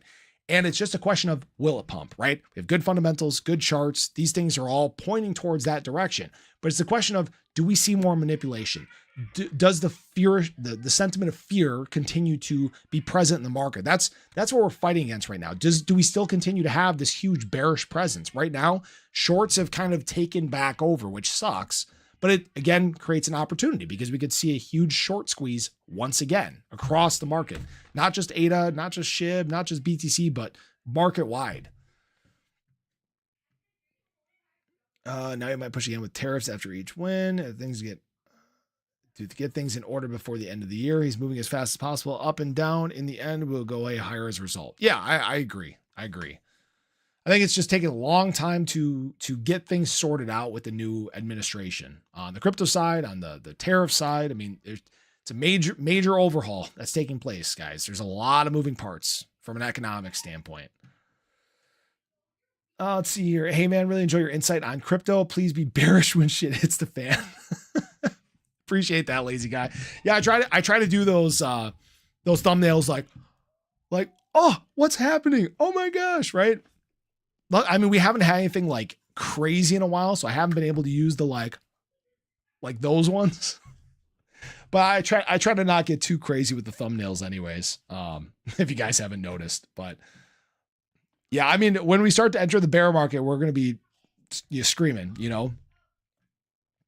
Casey Defense, good or bad, you say it like it is. We appreciate that a lot. Hey, appreciate it, man. Yeah, I try to be, upfront and honest with people. I try to give you a pretty now I've gotten a lot more blunt as time goes on, if you guys haven't noticed. And it's more so just my annoyance with the bearish comments. Cause guys, I read every single comment that you guys leave. I try to be very in tune with the community. I try to engage with the community. And in fact, it's sparked discussions for a lot of the videos because I want us all to really understand where we're at currently so that we're all prepared for when things do start to get wild in the crypto market. And yes, there have been some things that have been bad, and sentiment is one of them. Sentiment, frankly, is shit, right? You can't sugarcoat it. It's been bad, right? Should prices be higher right now? Yes, they probably should be across the crypto market. At the same time, the big thing that people seem to keep overlooking is in February alone, we had two of the largest black swan events in crypto history.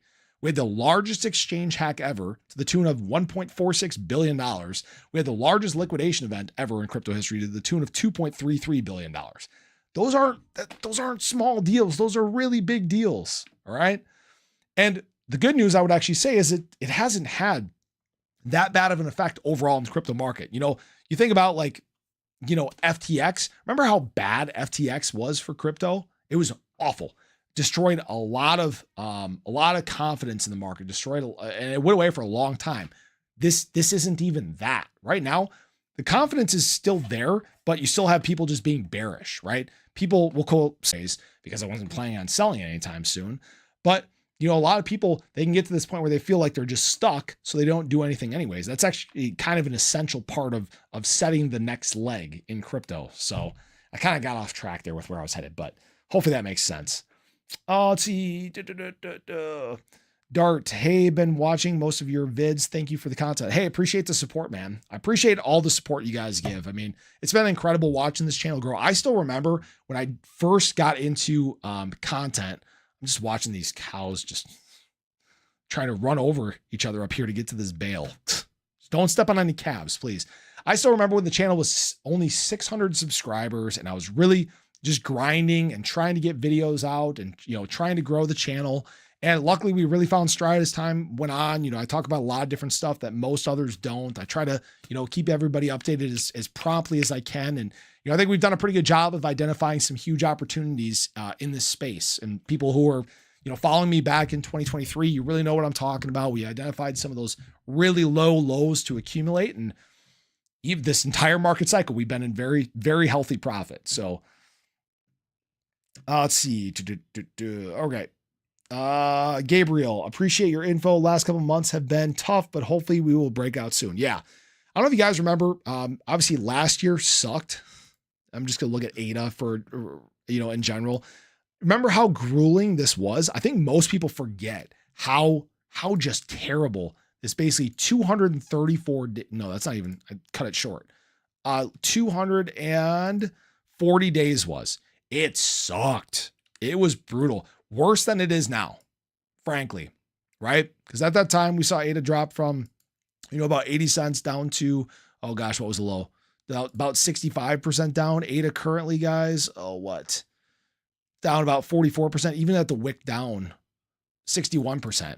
It was way worse in the summer. It was longer. It was more grueling. And the problem is people tend to get recency bias. People forget about how shit 2024 was. It sucked, right?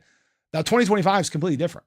2025, we have a huge opportunity to take these big steps forward. That's what really gives me a lot of excitement about what the rest of this year can bring. So, too many YouTubers are bullish 100% of the time. Here's what I'll say. All right. I'm not a perma bull. I'm not always bullish, but I am a macro bull. And I am bullish about where crypto is headed as a whole in the long term, right? And I have acknowledged that, yes, there will be times where prices suck. I have talked about potential downside in terms of prices as well in some of my videos. But the thing is I'm more about making sure I have a position and making sure that we're picking up some of these opportunities before things get crazy, before anybody knows what the heck is going on. Remember, we're 6% of the people in the world that are in crypto right now. We're front running all these people. We're way ahead of everybody else. It doesn't really matter if you accumulate at, 62 cents or 80 cents or $1 or wherever, because down the road, if we keep heading down the path that we're on, prices are probably going to be a lot higher. All right. It's not guarantee or financial advice or anything like that, but we have to think in some of these longer term periods. All right. The whales are not done accumulating. I don't know. Whales have reached some historic levels in terms of held supply. So April, May, alt season. Yeah. I mean, if we follow 2016, 2017, April's kind of when things took off. So watch that. Michelle Sunflower, Patreon's not very user friendly. Yep. That's actually why we did the Discord migration. So basically Patreon gives you the access to Discord. So if you sign up via Patreon, we get you all connected and then you're over to the Discord. Discord's where I do everything. I post my portfolio, the composition in there, when I'm buying, when I'm selling. We have an ongoing discussion. I mean, there's tons of stuff in there. So yeah, we started with just Patreon and yeah, it was brutal. And what kind of sucked about it was it didn't always get notifications. Notifications were kind of a pain, to be honest with you. Yeah, it was weird. Like even some people that I've gotten in recently, I didn't notice until like hours later. And it was because I didn't get a notification. Oh, let's see. Blood in the streets plus nothing but amazing things happening in policy, money easing very likely. Hard dips are bullish. Yep, I agree. All right, let's see. Texas has the 5th largest economy in the world. Texas is big. Yeah. Again, once that ball starts rolling, once you see more of these states enacting crypto reserves, it's going to be insane what happens. Quantitative easing is coming. Easy money is coming. Yep. We're global liquidity is on the rise. We're seeing exactly what we need to see. It's all about patience. You can't compare cycles anymore. Yeah, you still can. We haven't broken the cycle yet. We're still trending what we have in the past. The only thing that's been different is BTC hitting an all-time high earlier than it does. BTC dominance having broken out again because of that. And really institutional money is the only thing that's changed things just slightly. But from an overall structure, especially when it comes to alts, it's the same. When I compare this cycle to every other cycle, alts would be finishing, not starting. Nah, you're wrong. Not to call you out or anything, but here's the thing. That's where we're at right now. Right? That's like we're trending last cycle perfectly. Obviously here you have the COVID crash, but I mean, that's one of those just like, I mean, we're doing what we've done. It's not perfect, but we're following it. That's why I'm not really sold on this whole, oh yeah, it's done. We're crashing. We're going back and this is the bear market and all that stuff. And just the fact that capital keeps flowing into the market and positioning itself on the sidelines, that alone should tell you that we're not even close. Not even close to the market cycle being over. I guess I better elaborate on that. Let's see. Sorry. I think the chat jumped. Shoot. All right. Getting roasted pretty hard today. Yeah, I'm just not even looking at the charts. I was actually just watching a show and I'm like, man, you know what? I'm gonna go do a stream. We haven't done one in a while. I think it was important to talk about what's going on. Let's see here. Yeah, so cycles aren't really different. They have different events, they have different players. Again, institutional money's been a little different this time. So some stuff has been slightly off. They tend to rhyme or mimic themselves. They aren't like a perfect representation of what is 100% going to happen. That's kind of how we know these time frames. That's why I kept talking about like March through April being a time where I think the market highs would be.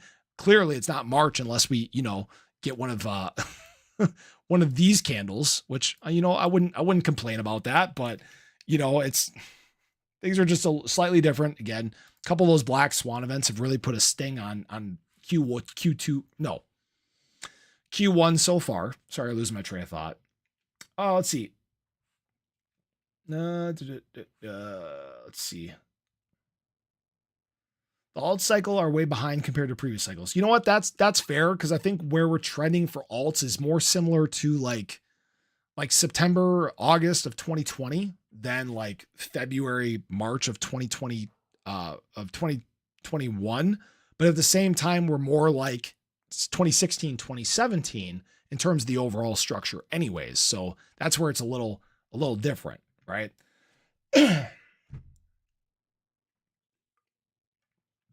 All right, let's see here.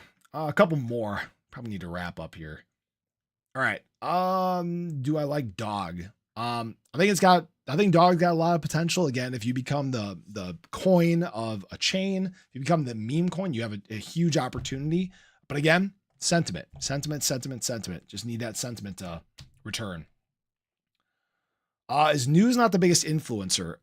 So this is what I'll say. I think a lot of the bullish news we know about, and it was speculated about for a while. So we've had a lot of that impact in the market, and the confirmation of it is good. But the problem is we're dealing with a lot of manipulation right now too. And I think people have gotten far too comfortable with, oh, we're going to get hit with a thing of good news, so we're going to sell. Tariffs hit, we're going to sell, right? And basically every single piece of thing is starting to turn into a sell the news event. And I think that eventually people are going to get kind of caught. And this is just me speculating. We've seen this before, but you start to play dumb games. You start to play stupid games. You start to win stupid prizes. And this is the point where me personally, I'm not gambling with my bag. I am not making big mistakes right when the market is positioned for a huge boom to the upside, when adoption is getting ready to take off, when the government just told you, hey, we're not selling $18 billion worth of assets, and we're trying to find ways to accumulate more. That is one of the most bullish things people should have ever heard in their life, and yet they decide to dump. And I'm sorry, I'm not buying it. I'm not buying the negativity in the charts. I'm not buying the negative sentiment. It's a load of BS, frankly. They're trying to lull people into complacency. They're trying to FUD them out of their positions. And I'm sorry, I've been around long enough. I'm not stupid. I look at enough data. I see what's happening with the money. It's all positioning itself for a big boom. And the people that are playing games are the ones that are going to get left behind. So people can obviously do what they want, but it's a reason why I try to bring all this data into my videos to try to tell people, hey, here's what's happening. And then instead I'll have some people say, oh, you're lying. Oh, it's a bunch of BS, blah, blah, blah, blah, blah, because we'll deal with a couple days of red.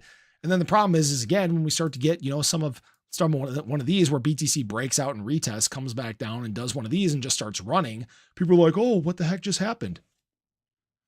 The money was all there, right? I don't know, man. Yeah. Newbies think it's over. Yeah, a lot of newbies think it's over. A lot of people that are new to the market or who haven't been through these things before, it's a normal thing. Give me a couple more minutes to fix my mic. Well, I hope my mic's okay. It's in a bad spot. Problem is my monitor, like with my, here, actually I can do this. Move it over here. There we go. All right. Check my mic. Is it? Hopefully my mic's better now. Is it better?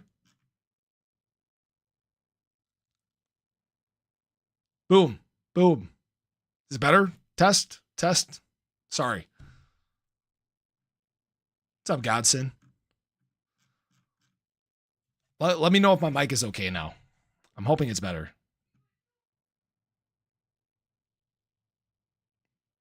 There are things I can do to try to fix it if it's messed up. It's good? Okay, cool. Pay my bills. Yeah, sorry. I'm behind on the chat, guys. My bad. Pi Network. So I've actually had Pi for a very long time. I started mining it actually like years ago when I got into crypto, and I still haven't done my migration. Actually, a buddy of mine has way more than I do. It was kind of funny because he was freaking out before the Pi launch took place. It was up at like $60. And he's like, oh my gosh, dude, I'm going to be able to retire. Holy crap. Like it's Pi, but it's not the same Pi, right? And obviously now it's come back down, but yeah, I don't have anything like crazy in terms of it. Let's see. Will Cardano ever recover? Yeah, it will. Gotta be patient. I still think Cardano or ADA is on pace to do $7 to $25. Wouldn't surprise me at all. Again, range has got bigger for those reasons we've talked about.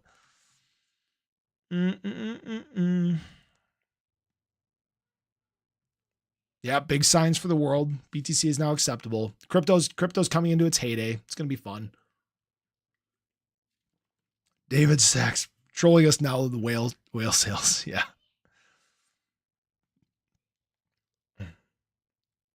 No one knows, but with alt season, it could be this year. Yeah, I mean, I think that we're gonna have an alt season. I think it's gonna be the biggest one we've ever seen.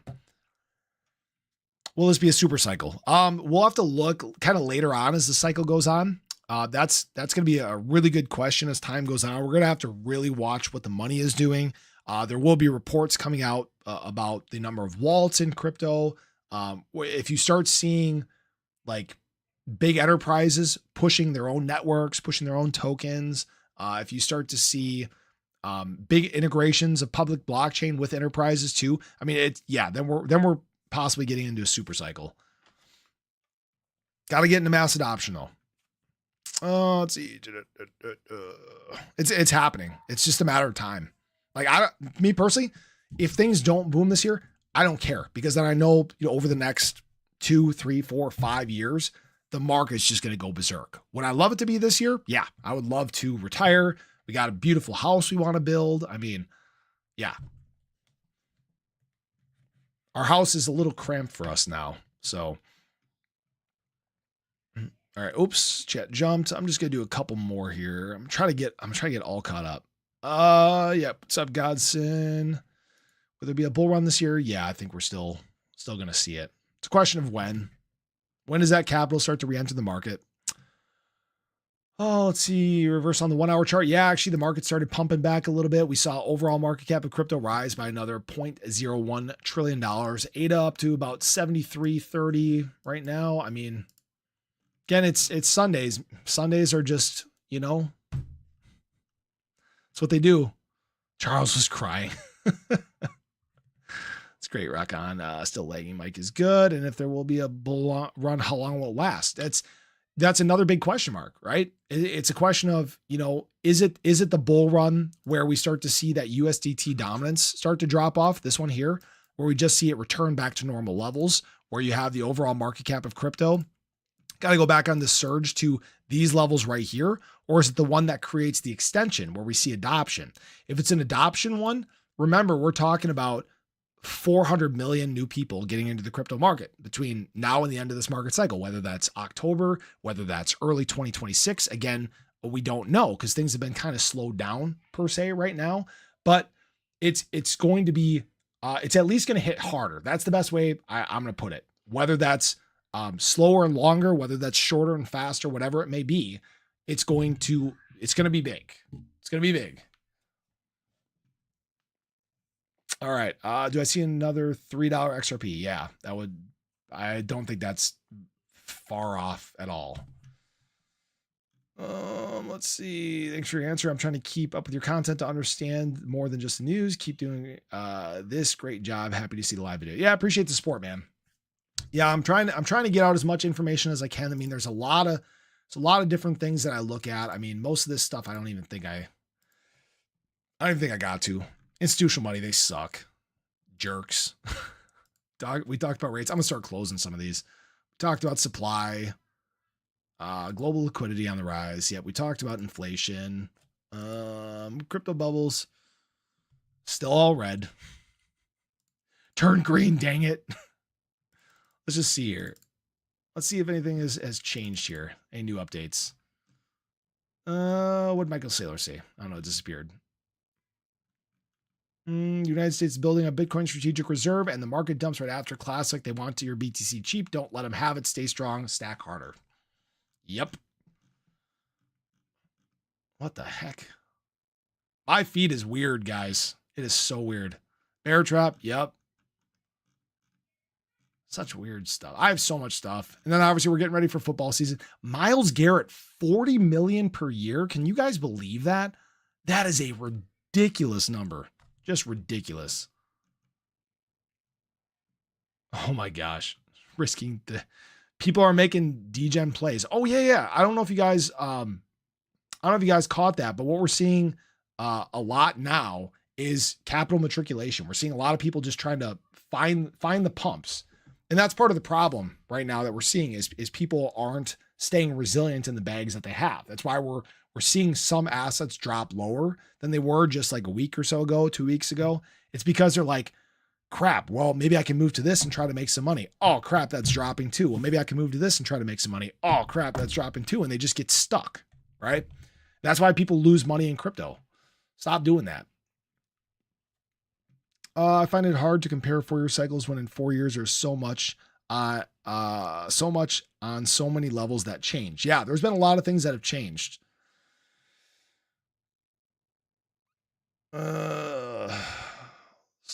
Still okay. For us newbies who are still bullish, could you explain exactly what a super cycle is? Yeah, a super cycle is basically an extended period of time that is just basically bullish. And so for the crypto market, what that would mean is, we go through these 4-year cycles where you see bull markets, bear markets, bull markets, bear markets. And what you see is basically ups and downs on these 4-year time frames, right? You can track this on Bitcoin. You can track this on the total market cap of crypto. Again, bullish run up, drop down to the bear market, bullish run up, drop down to the bear market, bullish run up, right? And now we're still waiting for that extension. Going to be a drop down to the bear market, unless we get into a super cycle, which is where, because of adoption, because of the rate of capital and the rate of people flowing into the space, you may not see as much or as an exaggerated of a dip, right? Instead of falling from like 10 to 12 trillion dollars all the way down to maybe like 3 trillion, we may stick around, 8, 9, 10 trillion. It may, instead of, being a whole year of red, we may instead see, 3 months, 6 months. And then it's basically this continuation. And that's the thing where adoption kind of changes things just a little bit.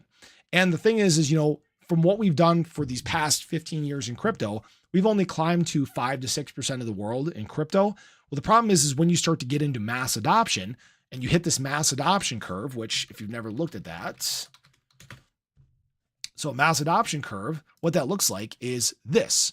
So you start down here, it's slower. Adoption takes a longer period of time, but then you start to climb into the early adopters and then the early majority, and things accelerate very quickly.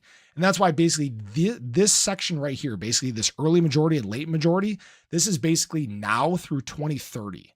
That's how fast this takes place. Because again, we're the fastest adopting tech in history, faster than the internet, faster than the cell phone. And that's going to do some incredible things for price. And that's why it's pretty important to just be patient, Hopefully that makes sense. All right. Have a good one, Seth. All right. When I first got into crypto, days like this would scare the crap out of me. Now I see them as a golden opportunity. It's all about your perspective and if you are willing to wait for better days. Yep. 100%. I don't even look at my bag right now. Only time I do that is for when I update my portfolio in the Discord, Patreon. All right, let's see. What's up, Mindfuck? I love it. Yeah, I'm all good, man. Fees eating up their bags. Yeah, fees will catch a lot of people. All right, finally caught up to the live after listening at ultra speed. No mic issues seen here. Perfect. I think I'm caught up with the chat now too. So any final questions before we wrap her up? Because we've been going now for 104 minutes. Sheesh. How do you think Shiba will perform this year? Will it reach 201? I mean, here's the thing. I don't think anything is off the table right now. I think we're right where we need to be in the crypto market. Yeah, it sucks that we're seeing some red right now. The longer that we are suppressed, the more explosive the moves are going to be. So even though right now we're bearish and we're seeing, for example, Shiba Inu down at, 40117, very quickly we could see it shoot back up towards an all-time high. And again, the thing I always like to refer to in terms of Shiba Inu is this guy right here, that exchange supply. While right now this hasn't really made a big impact. Oops. Sorry, messed something up there. While right now this hasn't really made a big impact, there will be a point where this does start impacting price in a big way. Just look at this. Last time prices were at these levels, the supply in exchanges was 50 trillion more. 50 trillion SHIB supply removed since last summer. Even back here when SHIB did the 4.5x, when we were actually getting adoption, the 4.5x, it's got what, 70 trillion less SHIB available on exchanges. It's gonna impact price, even if we have that same level of adoption. That's what's so crazy about SHIB to me. That's why I think it's gonna do so well as time goes on. Let's see. Do you think you should not sell all of your ADA due to the super cycle? I do a video kind of talking about that, what my plan is for it. I think that was my plan one. I think I did that video like 2 days ago or so. You should check that out. I kind of laid out my plan. Me personally, yeah, it's the evolution is big, my ADA plan. I don't plan on dumping all mine. I'm gonna hold on to some. It's going to depend on how high price gets, you start getting into some insane prices. It gets tougher the higher it goes, let's see. Cheers. Yeah. What makes me think that XRP has the possibility to reach $3 again? It's very simple. Spot ETF potential, SEC dropping the case or the appeal versus Ripple, potential of that 125 million in escrow actually being converted to XRP and added to the strategic digital reserve. We're talking about also huge short squeeze potential, partnerships here in the US that haven't come online yet. I mean, there's so many different things that could really take XRP well above $3 again. I've been working my whole life and doing extra hours just to pay bills. I'm new to this and I hope it will open new doors and opportunity for me and my family. Yep. That's a great thing about crypto. It's the great equalizer. It's where you could see, even if you didn't get into crypto with that much, you have a huge opportunity to change your livelihood. But it's all about patience. Remember, I can't tell you how many people I know that got into the crypto market at maybe the wrong time, or they saw like a 20% dip and freaked out and dumped. And then they've been kicking themselves ever since, or just completely ignored crypto, and they would be up pretty significantly now. So that's the thing. It's about time in the market. It's not about timing the market. Last question. How do we approach this cycle? Biggest thing I'd say is patience. Patience is the thing that you got to have. There's a lot of moving parts right now, economic uncertainty, tariffs, new administration, SEC overhaul, mass adoption, institutional players. I mean, there's so many things right now that even though we've dealt with some bearish short-term stuff, it's a lot of bullish stuff for the future. So many bullish things that we don't even talk about that give me a lot of optimism for where the market's headed. So, all right. Excuse me. How long is it going to take XRP to hit that $3 mark again? I mean, you could be talking like the right surge from the market. A week, maybe a day? No, not a day. Not a day. That's not what I said. No, you could be talking a very short period of time. I mean, last time XRP was around these ranges and ran up to $3, it took 14 days, took 2 weeks. So it's less available supply there. There's more short interest. I mean, there's a lot of things that could really work well in XRP's favor. So will AVAX reach 100? gosh, I haven't looked at AVAX in a while. AVAX has really been quiet for a long time now. Let me see. Yeah, I would think AVAX could reach 100. I mean, L1s will have their time again. You know, it'll have a time to shine. It's been above 100 before, so I think that there's going to be so much capital that hits the market that most of these L1s surge to, you know, 50 billion market cap plus. That wouldn't surprise me at all. So that's all I got for now. As always, none of this is financial advice. I appreciate you guys as always. I hope you enjoyed the video. Hope you guys enjoyed the stream. Again, I'm gonna try to do more of these as time goes on. Great turnout today. I appreciate all the questions. Hopefully this provided a lot of clarity. Love to see the market bouncing back just a little bit here. And hopefully this is something that can continue as the weekend goes on. I'd love to see a good week ahead. Big things. Pay attention to that CPI report. That is going to be a big one for the week. And again, hopefully the data is good enough to send us surging back to the upside. So appreciate you guys. Have a great day. Let me know your thoughts. Make sure you guys leave those comments. Hit that like button on your way out. But I'll catch you guys in the